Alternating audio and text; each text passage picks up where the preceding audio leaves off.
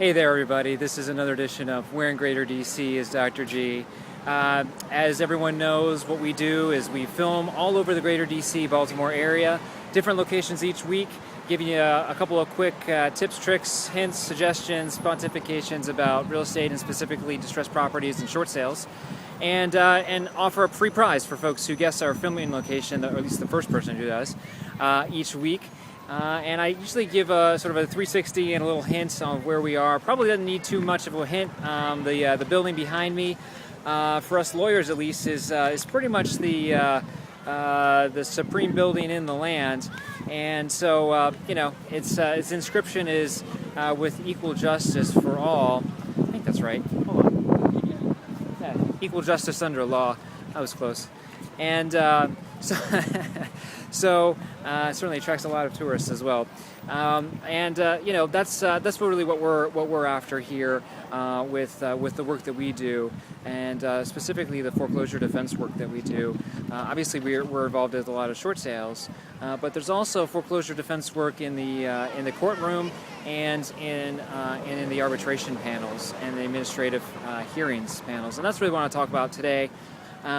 In Maryland, and this is where we do a lot of our business. There's a really great statute. It just came out last summer of 2010, and it's the mediation statute, and it really puts homeowners on, I wouldn't say an equal playing field with the banks, but at least it gets us a little closer to that justice, that justice standard that we want. So much of the time, homeowners just don't have the education or the knowledge or the resources to combat the big lenders, and end up just rolling over when they get a foreclosure notice. They're down on their luck. They don't have any financial resources, so the last thing they're going to do is try to talk to a lawyer. And so the mediation statute, basically how it works, is after you get an order to docket personally served on you, and the order to docket is effectively a complaint that's filed in court, in a civil court in Maryland, then you've got 15 days to respond to request for mediation, and it's mandatory. In other words, the lender has to show up. So usually what happens, either a paralegal or an attorney for the lender shows up in the actual administrative hearing. It is in front of a administrative law judge, an ALJ, and they've got to get some decision maker on the phone with them, and they've got to make a good faith effort to consider non-foreclosure alternatives. So that 15-day time frame, very, very important. It sneaks up on you. It's just like that. It goes by. But if you can watch out for it, if you're a homeowner, and submit the required paperwork both to the circuit court as well as to the foreclosure attorney, and envelopes are included in the package that you get for both of those individuals, then you can make them at least get into an administrative context where they've got to consider some non-foreclosure option, whether it be a loan mod, a short sale, even a deed in lieu of foreclosure is going to be better than a straight foreclosure. So that's a really good thing. The hearing is set 60 days after the filing is made, or at least within that, and there's a possible extension for another 30 days for good cause. And then in the hearing, you just bring your materials.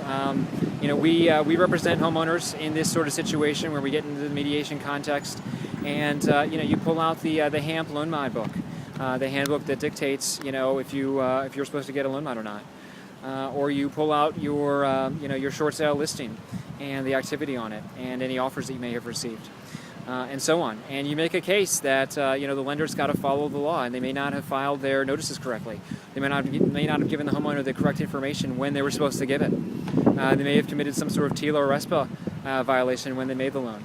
All of these are proper claims to make at that point in time, and they're ripe, and you want to be able to have the standing and have the power to get your case in front of an authority figure within the bank and the foreclosure bank's attorneys. Because frequently, let's face it, if you're talking to an attorney, you're going to get a lot more done than if you're talking to a customer service rep at the bank who doesn't know what they're doing, what options they're giving, and you can quite frequently get 5 different answers if you call 5 different times and speak to 5 different customer service reps. So anyway, that's the mediation statute. Be on the lookout if you're a homeowner for it, if you're an agent or other real estate professional.